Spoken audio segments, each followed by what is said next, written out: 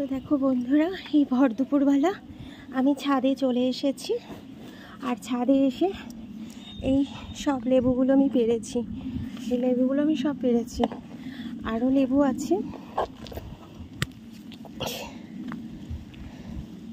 কেন কি অনেকগুলো পেরে ফেলেছি, আর ছিড়বো না, এগুলো শেষ হোক তারপরে। আর এখনও গাছে ভর্তি লেবু আছে, লেবুগুলো পেকে গেছে বলেই আমি লেবুগুলো ছিঁড়ে ফেলেছি। আর ওপাশে লেবুগুলো খুবই রিস্ক হয়ে যাচ্ছিলো, ওপাশ থেকে যদি কেউ ছিঁড়ে নেয় সেই টেনশানেও আমি লেবুগুলো পেরে ফেললাম আর কি।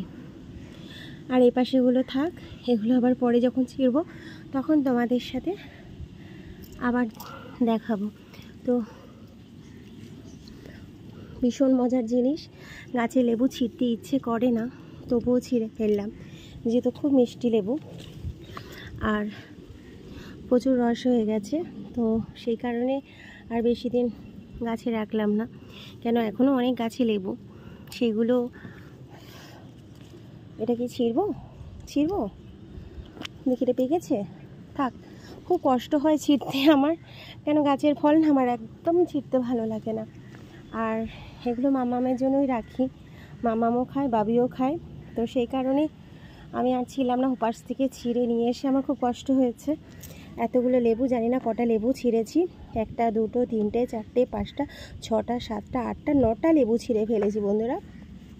তো অনেক লেবু ছিঁড়ে ফেলেছি, খুবই কষ্ট হচ্ছে, তবু তোমাদের সামনে ভিডিওটা করলাম, খুবই ভালো লাগছে।